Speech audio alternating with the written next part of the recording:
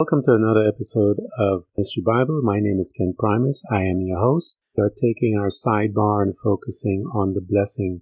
I wanted to mention to you guys a couple of things about the blessing. There's several different types of blessing within the Bible. The first was given to Adam, and then we know that it was passed down and it came to Noah. And after the flood, Noah, that blessing that was given to Adam was to replenish the earth and to subdue. And so we know that mankind, that particular blessing is seen within the world today because all of the races came from Adam, from Noah's children. And as they scattered across the different parts of the world. And if you had followed me in this, you know that in the book of Noah, when Enoch had, not the book of Noah, when Enoch had a dream about Noah's son, there's a black, red, and white bull, as they said, and that represent all the different races and so forth. The other blessing is the blessing of Abraham, and because God came with Abraham and made a covenant with him. And then blessings that are, you'll see that as blessings are in the book of Deuteronomy, and there's by ways we partake of prosperity and stuff like that. It's not through the blessing of Abraham. There's an aspect of the blessing of Abraham that has to do with wealth. And we see it traveling through men. We see it in Abraham. We see it in Isaac.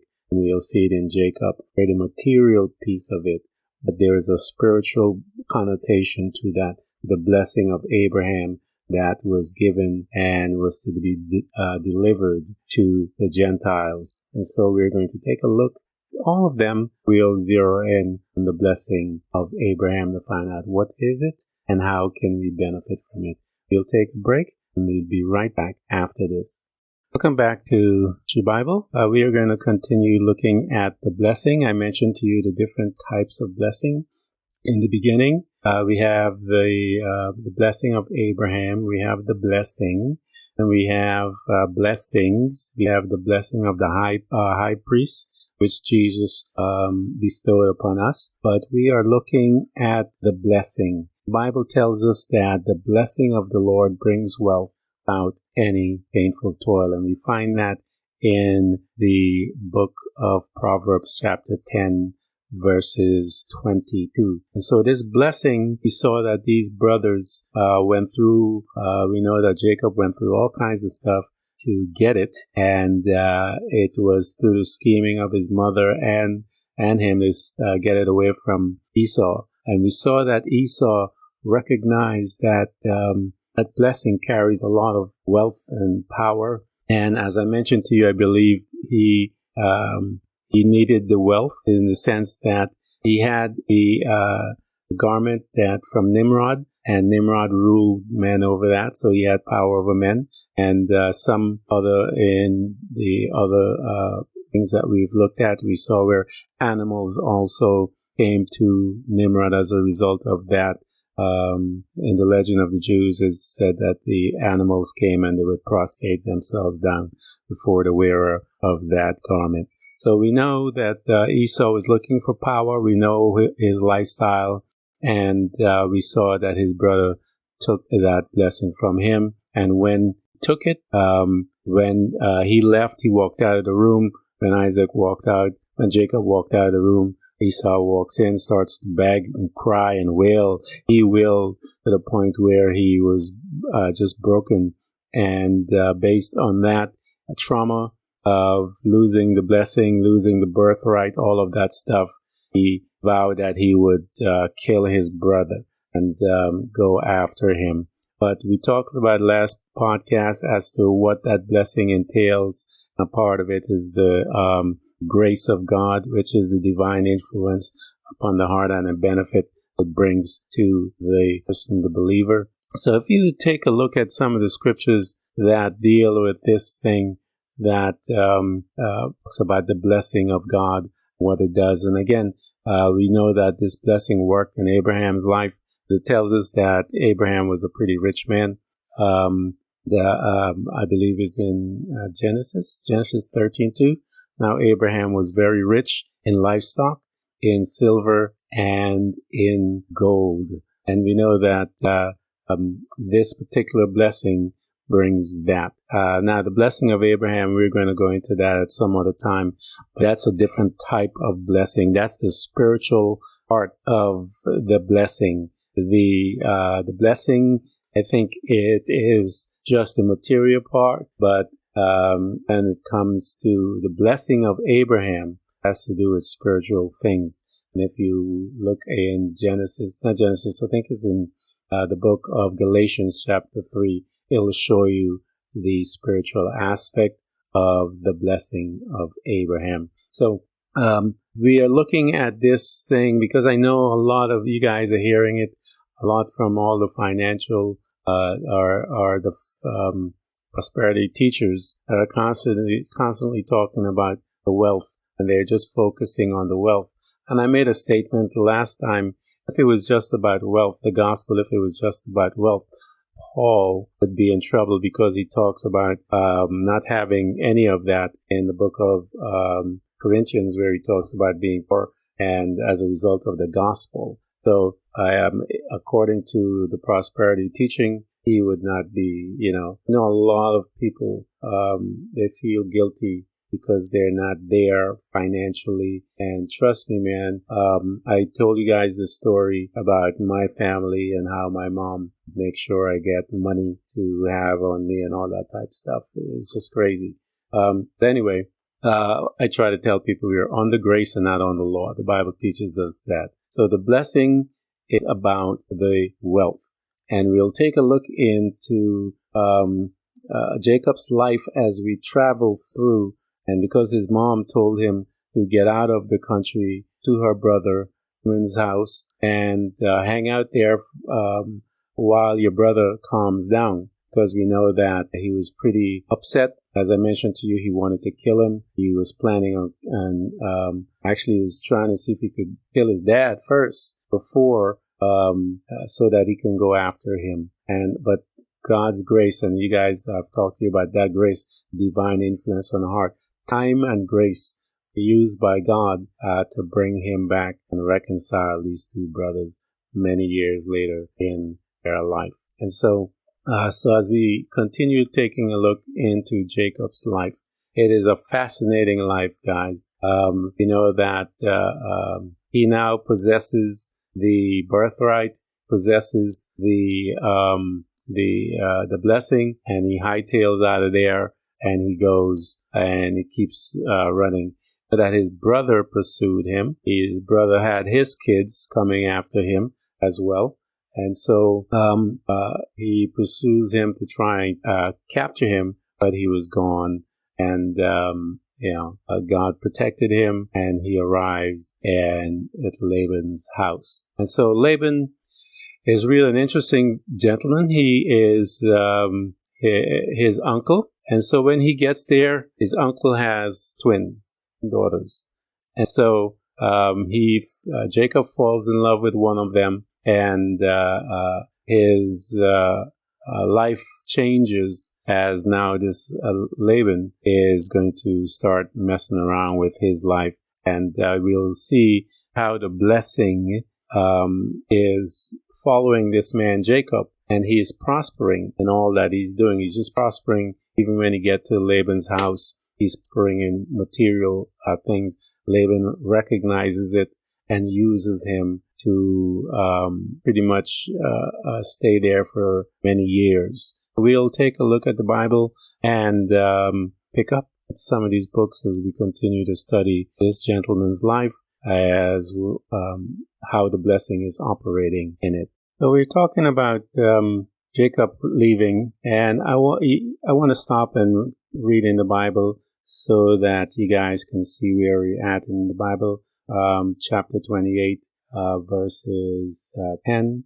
We know that he runs away in chapter 27, from verses 41. Tells us that he ran and that his, how it tells us the process by which he did it. The father and the mom came to agreement, told him to get away and all that stuff. But on his way there, we're in 28, chapter 28, verse 10. Let me read that entire remainder of the verse, of verse 22. And then we'll go and take a look at the legends of the Jews and get to that. Continue his life, and then we'll pick up the blessing later because it comes back into play. But I want to show you guys how and when it comes back, but I just wanted to keep the flow going of what's happening in their life. So Jacob had a dream at Bethel. We know about ladders, Jacob's ladders dream, and so forth. Verse 10, and Jacob went out of Beersheba and went towards Haran. And he lighted up a certain place and tarried there all night, because the sun set. And he took the stones of the place and put them for his pillow and lay down at to sleep. And he dreamed, and behold, a ladder set up on the earth, and the top of it reached to heaven. And behold, the angels of God ascending and descending on it. And behold, the Lord stood above it and said, I am the Lord God of Abraham thy father, and of the God of Isaac. The land where thou liest, to thee will I give it, and to thy seed. Thy seed shall be as the dust of the earth, and thou shalt spread abroad to the west, and to the east, and to the north, and to the south. And in thee, in thy seed, shall all the families of the earth be blessed. And we keep seeing that this blessing is coming through. And I believe that part of it is just like he said to Abraham, thy seed, and so forth. We read tons of scriptures about that, where it tells, God comes to him and tells him, he says, and I will make you a great nation, and I will bless you and make your name great so that you will be a blessing. And I'm telling you, we're going to talk about that blessing. I believe it actually is this wealth, peace, and gaining the land, but blessing of Abraham is a byproduct also, another part of the blessing. We see that this blessing was all through Abraham's life, as I mentioned. It says, and now Abram was very rich in livestock and in gold. So we'll see the manifestation. So God comes to Jacob, and he's telling him basically the same thing. And through the earth, the promise will be blessed. Behold, I am with you, and will keep you in all places whither thou goest, and will bring thee again into the land, for I will not leave thee until I have done that which I have spoken of thee. And I believe that God came to him because, remember, he didn't want to do this thing. He didn't want to steal the birthright, but he got talked into it, and he did it. And he was very, as they said in the legend, a pious man, and it kind of disturbed him. But he agreed to do it. He's on the run, and he's leaving. And God comes to him and says, I am with you. The promise is going to come through. The blessing will be blessed. The people, your nations, that same blessing that he said to Abraham, many people will come out of you. And so he said, I'll give you this land, the material stuff. And he said, and through you the earth will be blessed. And we'll see how the earth is blessed through him. And he says, I will not leave you or forsake you, as the scripture says. God promised us that too. So Jacob awake out of his sleep, and he said, surely the Lord is in this place, and I knew it not. And he was afraid, and said, how dreadful is this place! This is none other the house of God. This is the gate of heaven. Jacob rose up early in the morning, and took the stone that he had put for his pillow, set it up for an pillar, poured oil on the top of it, and he called the name of that place Bethel. But the name of that city was called Luz at the first. And Jacob vowed a vow, saying, if God will be with me, and will keep in this way that I go, and will give me bread to eat and raiment put on, so that I come again to my father's house in peace, then shall the Lord be my God. And this stone I have set for a pillar shall be God's house, and of all that thou shalt give me, I will surely give thee tenth unto. And so we know that the church uses this again for tithing and to kind of like beat the Christians down because of this. And he was the one that made the deal with God. He says, if you do this to me, I'll give you 10%.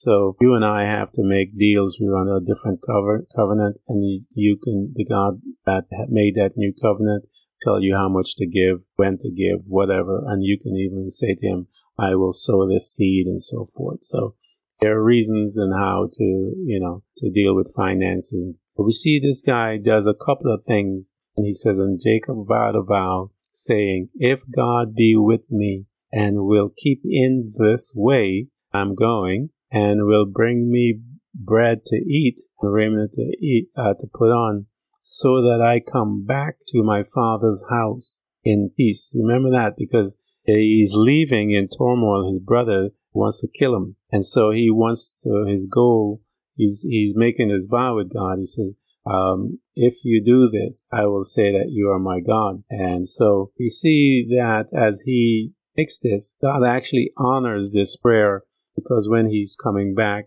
he is going to meet his brother, and they're going to have peace. And so that is what the Bible states in the book of Genesis chapter 28, verses 10 through 22. But like I said, I like reading other accounts as well, and the legend of the Jews has a lot more information as to what was happening behind the scenes as he began his journey heading to his uncle. And so what we're going to do is just take some additional time and look at some information that is a little more, as I mentioned to you in this, the legend of the Jews, so we can get some additional input and get a picture as to what's going on with this young man. So we'll take a break and we'll be right back after this message. Welcome back to Mystery Bible. Let's continue looking at this particular book.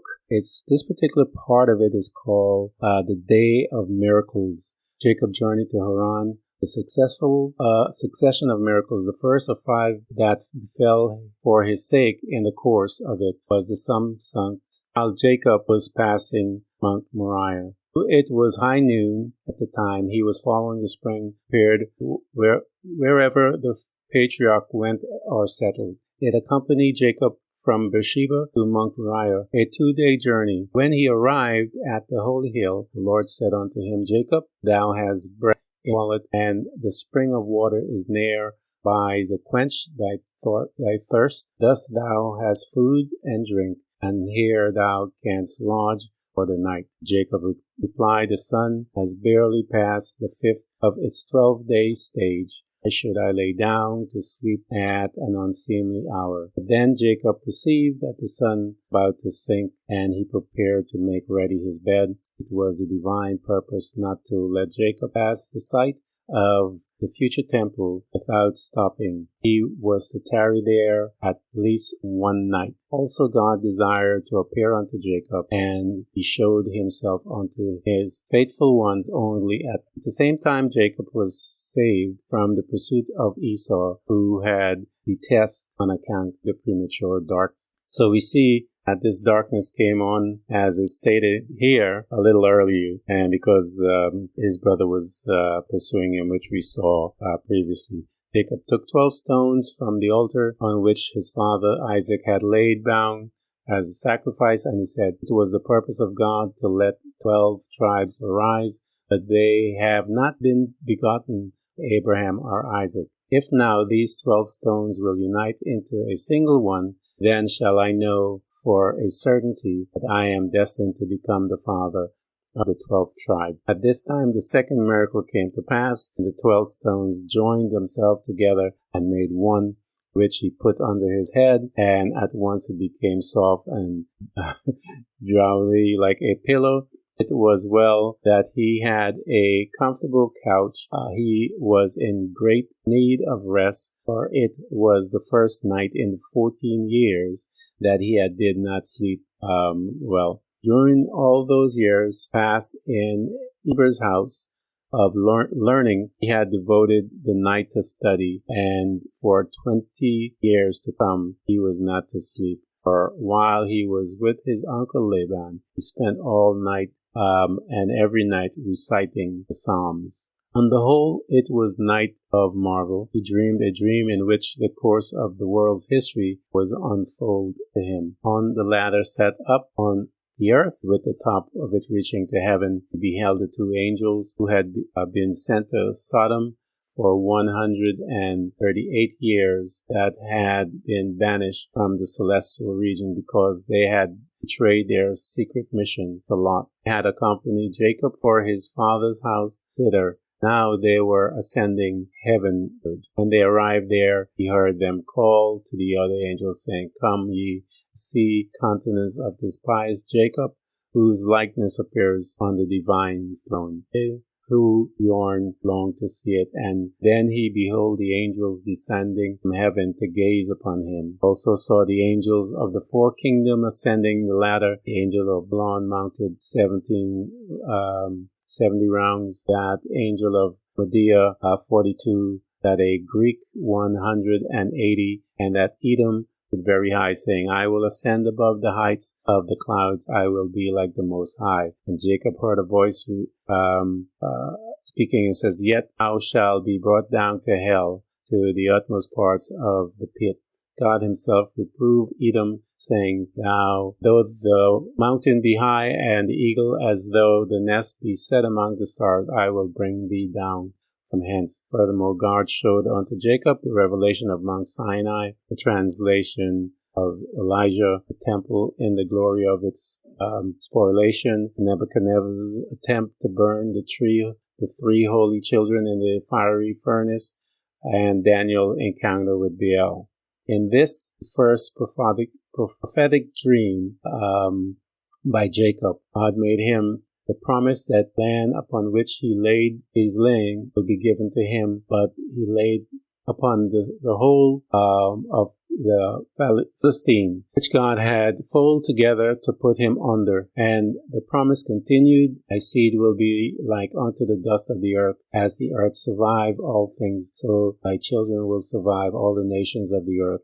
As the earth is trodden upon by also, so thy children will, when they commit trespass, will trodden upon by the nations of the earth. And furthermore, God promised Jacob should spread out to the west, east, and gather promise than that given to his father, greater promise than that given to his father Abraham and Isaac, to whom he had allotted a limited land. Jacob was an unbounded possession. For this wondrous dream, Jacob arose with stars of fright on account of the vision he had, the destruction of the temple, cried out, How dreadful is this place! This is none other than the house of God. Wherein is the gate of heaven, which Papias ascended to him. He took the stones made out of the 12 and set it up pillar, poured oil upon it, on the top of it, and it flowed down from heaven. And God sang this anointed song unto the abyss, to serve as a center of the earth, the same stone, the even that forms the center of the sanctuary, whereunto the name engraven, the knowledge of which may a man master over nature and over life and death. So they're saying that, according to this, that there is in the sanctuary, the center of the sanctuary, wherein the infallible name is graven on this particular item, and that person will have master over nature and over life and death. Jacob cast himself down before the Eben and entered God and entreated God to fulfill the promise he had given to him, and also he prayed that God grant him honorable sustenance, for God had not mentioned bread to eat and raiment to put on, that Jacob might learn, have faith in the Lord. Then he vowed to give tenth of all he owned unto God, if he would but grant his petition. Thus Jacob was the first to take a vow unto himself, and the first to separate the tithe from his income. God had promised him also almost that is desirable, but he feared he might forfeit the pledge blessing through sinfulness. And again he prayed earnestly that God would bring him back to his father's house unimpaired in body, possession, and knowledge, and guarded him in the strange land where he was going against idolatry, immoral life, and bloodshed. He prayed at the end. Jacob set on his way to Haran, and the third wonder happened in the twinkling of an eye. He arrived at his destination. The earth jumped from Mount Moriah to Haran. A wonder like this God has executed only 4 times in the whole course of history. I remember one in the Bible, in the New Testament, when the disciple prayed, and then he was transported into, after he preached to the Ethiopian man, he was transported to different locations. So anyway, we see that he fell asleep, the dream, he made some deals out of it, and we know that as he's heading up, he entered into this Haran. He was teleported. It says the first thing to meet him in Haran was the well whence inhabitants drew their supply of water. Although it was a great city, Haran suffered from dearth of water, and therefore the well could not be used by the people free of charge. Jacob's sojourn in the city produced a change. By reason of his meritorious deed, the water spring was blessed, and the city had enough water for its need. Jacob saw a number of people by the well and questioned them, Brethren, whence be ye? He thus made himself a model for to follow. A man should be compatible or companionable and addresses others like brothers and friends, not wait for them to greet him. Each one should strive to be the first to give the salutation of peace, that angels of peace and compassion come to meet him. When he was informed that the bystanders hailed from Haran, he made inquiry about the character and vocation of his uncle Laban, and whether they were on terms of friendly intercourse with him. They answered briefly, There is peace between us, but if thou art desirous of inquiring further, here comes Rachel, daughter of Laban. From her thou canst learn all that thou hast in mind to learn. They knew women like talk, therefore they refer him to Rachel. I didn't, I'm just reading it, guys. Jacob found it strange so many should be standing idle by the well, and he questioned further, Are you laborers? Then it is too early for you to put by your work. But if you are pasturing your own sheep, why do you not water your flock and let them feed? They told him they were waiting until all the shepherds brought their flocks thither, and together they rolled the stone from out of the well. While he was yet speaking with them, Rachel came with her father's sheep, and Laban had no sons, and a pest having broken out shortly before amongst his cattle. So few sheep were left that a maiden like Rachel could easily tend them. Now when Jacob saw the daughters of his mother's brother approaching, he rolled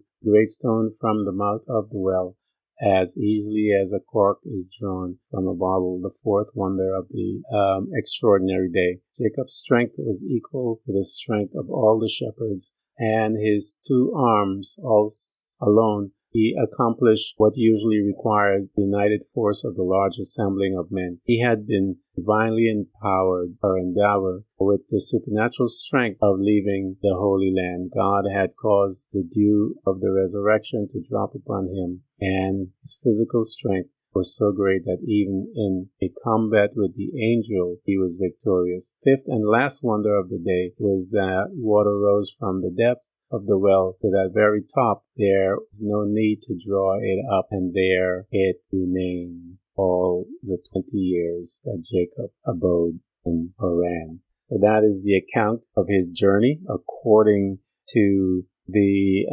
legend of the Jews. Like I said, they had some sexist stuff in there. But hey, man, I'm just reading what it says.